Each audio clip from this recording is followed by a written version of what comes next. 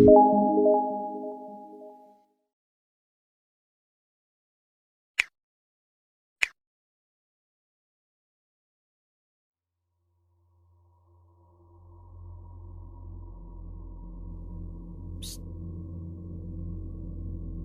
psst, psst. Yan ang unang-una kong narinig. Pagpasok ko sa kwarto ng apartment na tinutuluyan namin nung may binisita kami minsan sa Caloocan. Sa labas pa lang ng apartment ay mararamdaman mo talagang may kakaiba sa loob nito. Taga-probinsya kami at may inaasikaso ang nanay ko sa Maynila, kaya sumama ako para na rin gumala. Kaya tumira muna kami sa isang family friend namin. Walang sinabi ang nanay ko tungkol sa bahay, kaya wala akong idea tungkol dito. Pagdating namin, sinabihan agad ako sa nakatira doon. "Oh, hindi ka ba matatakutin?" Nagulat ako. Pero sabi ko naman, "Depende auntie, tulad ng..." Tapos tumawa lang. Sabay sabi, "Basta, malalaman mo rin." Naintriga tuloy ako tungkol sa bahay, kaya nagtanong ako kay nanay. "Nay, ano ba yung sinasabi nila? Hindi ko maintindihan." Doon na sinabi ni nanay ang tungkol sa bahay. Kakaiba ang bahay na to. 3-story apartment, 3 kwarto sa second floor at 2 naman sa third floor. Pero sa sahig sila sa baba natutulog kasi may nakatira daw mga elemento sa second floor kung saan tayo matutulog mamaya. Gulat na gulat ako.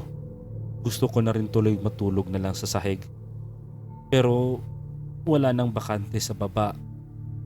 Tapos malalaki pa ang kama sa second floor, kaya wala kaming choice. Sa unang gabi pa lang ay nanaginip ako.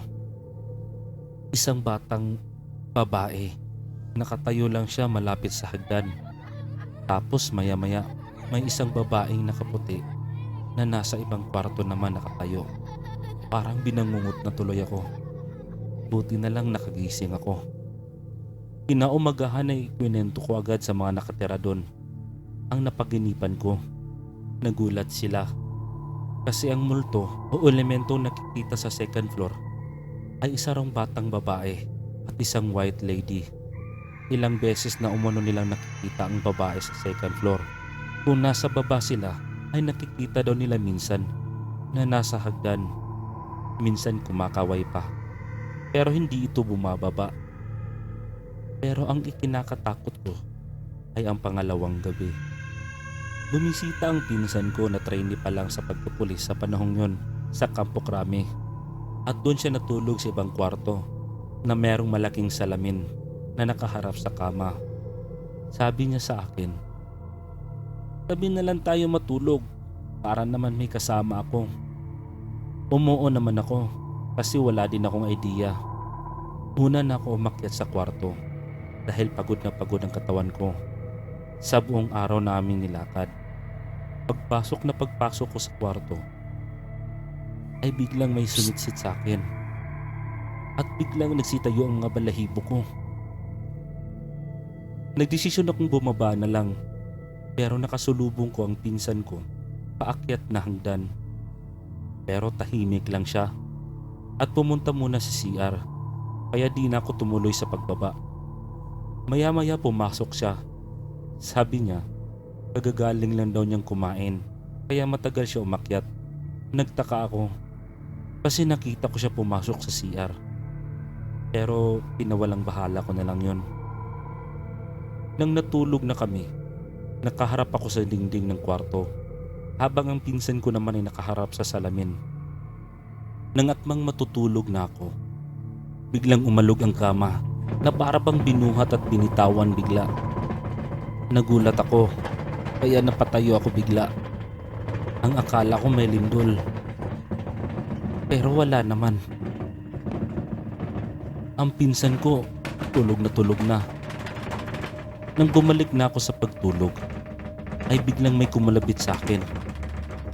Nilingon ko agad kasi akala ko ang pinsan ko. Pero hindi eh. Nagpatuloy na lang ako sa pagtulog.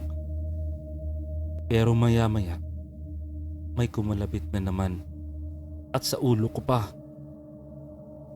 Nilingon ko na naman pero wala pa rin. Doon ako nagsimulang matakot dahil hindi ko alam kung sino o anong didisturbo sa akin. Hindi ko na malayang nakatulog na pala ako. Pero ang hindi ko malilimutan ay nanaginip na naman ako ng isang babae. Nakatayo lang siya sa harap ng kama namin. Nakatingin lang sa aming dalawa. Hindi ko alam kung panaginip ba yun o totoo na. Pero parang totoo talaga.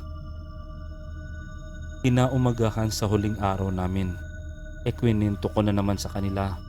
Sinabi ng may-ari, alam mo bang halos hindi na nagagalaw ang kwartong yan o natutulugan, kundi mga bisita na lang namin. Kasi merong babaeng nakaputi ang nakatira sa loob ng kwartong yan. Binabangungot o inaalog ang kama, sabi ng mga bisita namin. Minsan nga yung pamangkin kong pare, diyan natulog, kinaumagahan nag-abiso agad sa amin. Tatakpan daw o tanggalin na lang ang malaking salamin. Dahil ito umano ang daanan nila sa ibang mundo. Nakita niya daw ang puting babae sa salamin. Kahit ang pare ay natakot. Tapos sabay-sabi, buti pa nga sa second floor lang yan. Ang third floor halos hindi na kami umaakyat.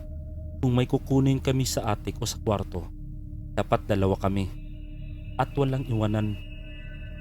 Iba na ang nakatira sa third floor. Minsan may nakita kaming isang lalaking matangkad at ang itim, at minsan naman ay may nanggagaya ng itsura. Pero hindi daw ito nakikipag-usap. Simula noon na hindi na kami nakabisita sa bahay dahil ang may-ari ay umuwi na rin sa kanilang probinsya, kaya wala na akong balita sa bahay. Pero sabi nila ay hindi daw aalis ang mga tunay na nakatira doon.